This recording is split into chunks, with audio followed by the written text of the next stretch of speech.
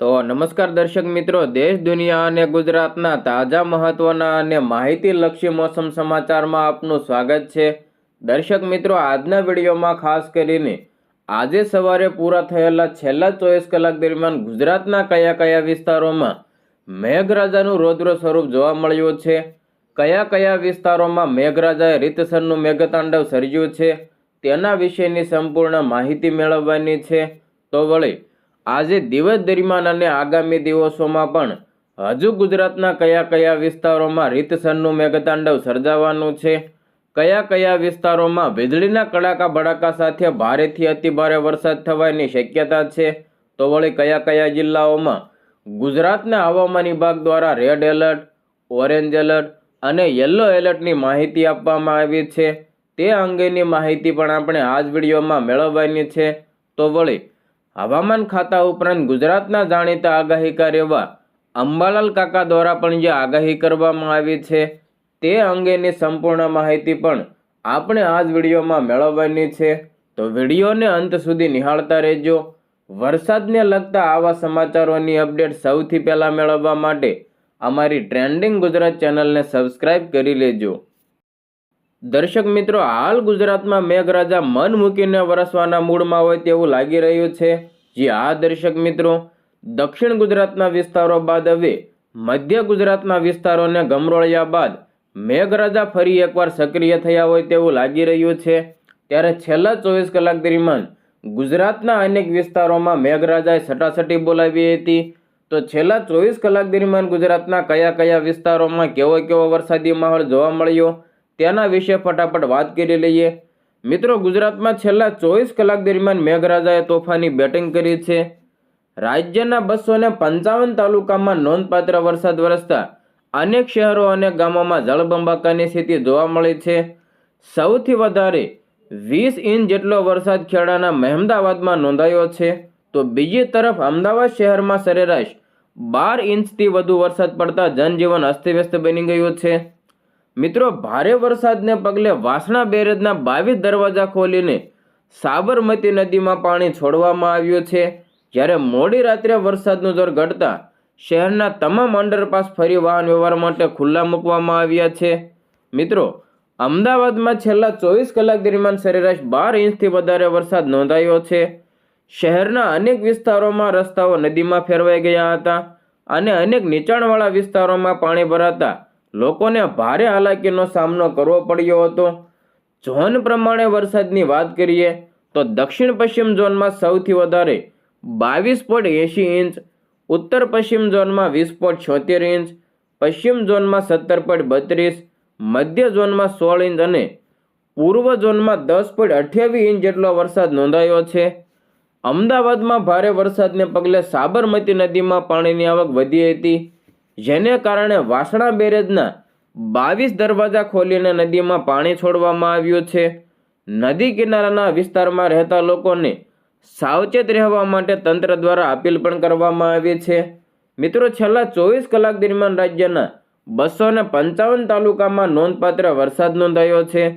સૌથી વધારે વરસાદ કહી શકાય તો 20 ઇંચ જેટલો વરસાદ ખેડાના મહેમદાવાદમાં, ત્યારબાદ અમદાવાદના ધોળકામાં 18.62, નવસારીના ચીખલીમાં 17.76, નવસારીના ખેરગામમાં 17.9 ઇંચ, વલસાડના ઉમરગામમાં 17 ઇંચ અને સુરતના ઉમરપાડામાં 17 ઇંચ કરતાં વધારે વરસાદ પડી ગયો છે। તો ખેડાના માતરમાં 16.22 ઇંચ, ખેડા તાલુકામાં 14.72, અમદાવાદના વિરમગામના 14.61 ઇંચ, નવસારીના વાંસદામાં 14.57 ઇંચ અને ડાંગના વધઈમાં 14.45 ઇંચ જેટલો વરસાદ નોંધાયો છે। રાજ્યના અનેક તાલુકાઓમાં 10 ઇંચથી વધારે વરસાદ નોંધાતા નદીઓ અને જળાશયોમાં પાણીની આવકમાં નોંધપાત્ર વધારો થયો છે। મિત્રો, છેલ્લા 24 કલાક દરમિયાન ગણદેવીમાં 13 કરતાં વધારે ઇંચ, નડિયાદમાં 12.91 ઇંચ, માંડલમાં 11.8, પારડીમાં 11.7, અમદાવાદ શહેર અને બાવળામાં 11.6 ઇંચ જેટલો વરસાદ પડી ગયો છે। તો વસોમાં 11.6, દસક્રોયમાં 11.5, ડોલવણમાં 11.4, સોજિત્રામાં 11.2, નેત્રંગમાં 11.1, નાના પોંઢામાં 10.7, વલસાડ તાલુકામાં 10.7, બહુચરાજીમાં 10.2, અંબિકામાં 10.2 અને પેટલાદમાં 10 ઇંચ કરતાં વધારે વરસાદ પડી ગયો છે. રાજ્યના અનેક વિસ્તારોમાં 7 થી લઈને 10 ઇંચ સુધીના વરસાદ નોંધાયા છે, જેમાં આણંદના તારાપુરમાં 9.76 ઇંચ, ધરમપુરમાં 9.6, બોરસદમાં 9.6, કપરાડામાં 9.2, આણંદ તાલુકામાં 8.8, ડાંગ તાલુકામાં 8.3 અને સુબીરમાં 8.3 ઇંચ જેટલો વરસાદ પડ્યાના સમાચાર મળ્યા છે. વાપીમાં 8 ઇંચ કરતાં વધારે, વ્યારામાં 7.8, કડીમાં 7.5, ઉકાઈમાં 7.1 અને કામરેજમાં 7 ઇંચ કરતાં વધારે વરસાદ પડી ગયો છે. અમરેલીના કુકાવાવમાં 7.1, નર્મદાના ડેડિયાપાડામાં 7, અમદાવાદના દેત્રોજામાં 6.9 અને સુરેન્દ્રનગરના લખતરમાં 6.9 ઇંચ જેટલો વરસાદ વધી ગયો છે. રાજ્યભરમાં ભારે વરસાદને કારણે નદીઓ, ડેમો અને જળાશયોમાં પાણીની આવક સતત વધી રહી છે. નીચાણવાળા વિસ્તારોમાં પાણી ભરાવાની સ્થિતિને ધ્યાનમાં રાખીને સ્થાનિક વહીવટીતંત્ર એલર્ટ મોડ ઉપર આવી ગયું છે. હવામાન વિભાગે આગામી દિવસોમાં પણ રાજ્યના અનેક જિલ્લાઓમાં ભારે વરસાદની આગાહી વ્યક્ત કરતા નાગરિકોને જરૂરી સાવચેતી રાખવા માટે પણ અપીલ કરવામાં આવી છે.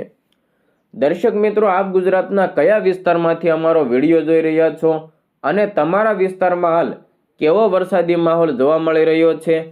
તમારા વિસ્તારમાં પૂર જેવું સંકટ જોવા મળ્યું કે કેમ? તમે કયા વિસ્તારમાં રહો છો તે કોમેન્ટ બોક્સમાં તમારો મંતવ્ય જરૂર જણાવજો.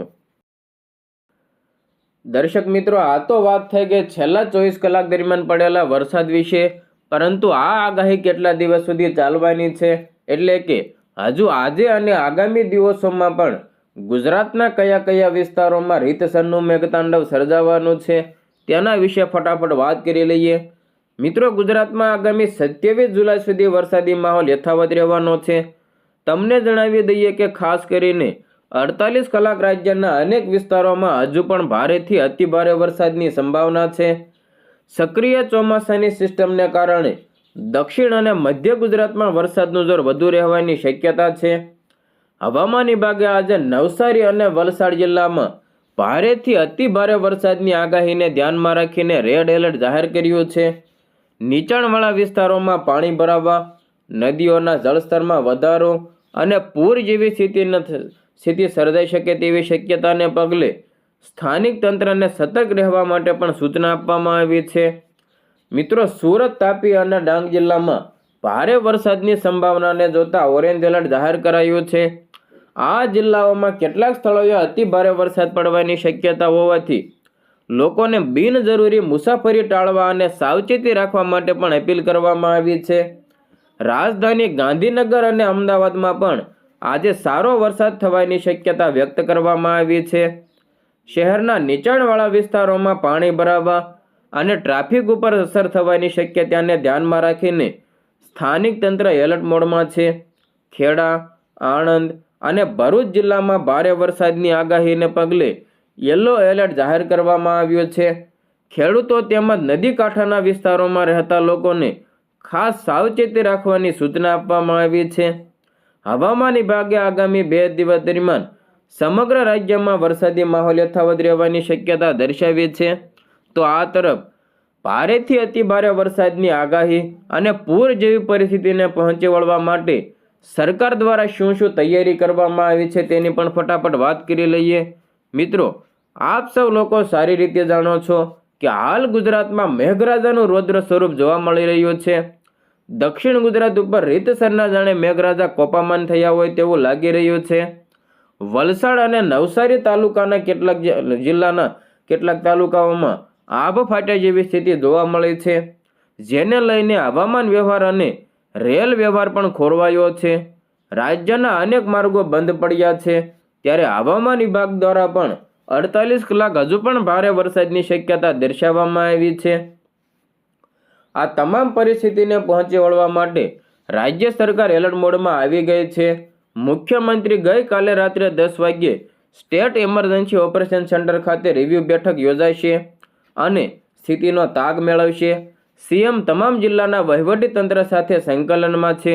આ તરફ પીએમ મોદીએ પણ હોમ સ્ટેટ ગુજરાત અંગે ચિંતા વ્યક્ત કરતા જણાવ્યું કે મુખ્યમંત્રી ભૂપેન્દ્ર પટેલ સાથે વાતચીત કરીને જાણકારી મેળવી. ગૃહમંત્રી અમિત શાહ પણ રાજ્યના અધિકારીઓ સાથે સતત સંપર્કમાં છે. રાહત કમિશનર ગૌરાંગ મકવાણાના જણાવ્યા પ્રમાણે રાજ્યમાં કોઈપણ સ્થિતિને પહોંચી વળવા માટે એનડીઆરએફ, એસડીઆરએફની ટીમો તૈનાત રખાઈ છે. કેન્દ્ર સરકારની 4 ટીમ સુરત પહોંચશે, જે વલસાડમાં 2, નવસારી અને સુરતમાં 1-1 ટીમો તૈનાત કરાશે. હાલ રાજ્યમાં ભારે વરસાદને પગલે 1200 રસ્તા બંધ થઈ ગયા છે. દક્ષિણ ગુજરાતમાં આર્મીની ટુકડી રવાના કરી દેવાઈ છે, તો વડોદરા અને ગાંધીનગરથી 2 આર્મીની ટુકડી રવાના કરાઈ છે. હવે મિત્રો, ગુજરાતના જાણીતા આગાહીકાર એવા અંબાલાલ પટેલ દ્વારા જે આગાહી કરવામાં આવી છે તેના ઉપર પણ એક નજર કરી લઈએ. મિત્રો, રાજ્યમાં સતત વરસી રહેલા વરસાદ વચ્ચે રાજ્યના આગાહીકાર એવા અંબાલાલ પટેલે આગામી દિવસોને લઈને મહત્વપૂર્ણ આગાહી કરી દીધી છે. અંબાલાલ પટેલના જણાવ્યા પ્રમાણે આગામી 2 દિવસ સુધી ઉત્તર ગુજરાત, મધ્ય ગુજરાત, દક્ષિણ ગુજરાત અને સૌરાષ્ટ્રના અનેક વિસ્તારોમાં ભારેથી અતિભારે વરસાદ વરસવાની શક્યતા છે. અમદાવાદ અને ગાંધીનગરમાં આગામી 24 કલાક સુધી વરસાદનું જોર યથાવત રહેવાની શક્યતા વ્યક્ત કરવામાં આવી. આ ઉપરાંત તેમણે 27 જુલાઈ બાદ રાજ્યમાં વરસાદને વધુ એક નવો રાઉન્ડ શરૂ થવાની પણ આગાહી કરી છે. અંબાલાલ પટેલના જણાવ્યા પ્રમાણે અમદાવાદ અને ગાંધીનગરમાં આગામી 12 કલાક સુધી વરસાદનું જોર યથાવત રહેશે.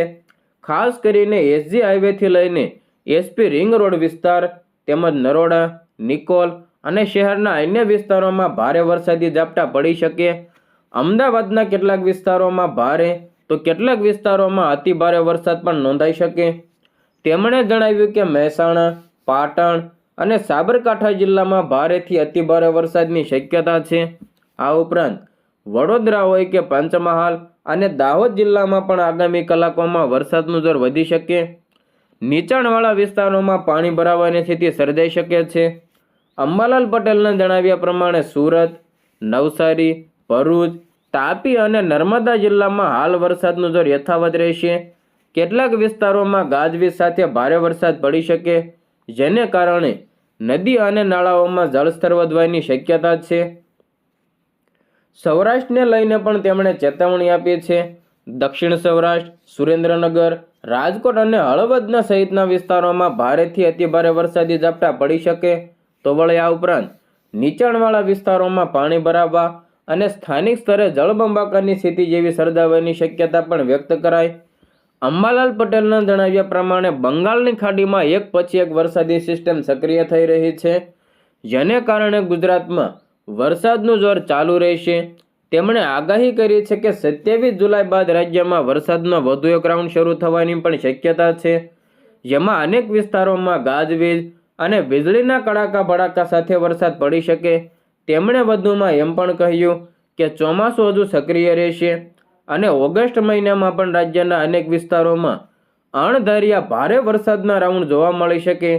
ખેડૂતો, પ્રવાસીઓ અને નદી કિનારાના વિસ્તારોમાં રહેતા લોકોને હવામાનની સ્થિતિ ઉપર સતત નજર રાખવા અને સત્તાવાર સૂચનાઓનું પાલન કરવાની પણ સલાહ આપવામાં આવી છે.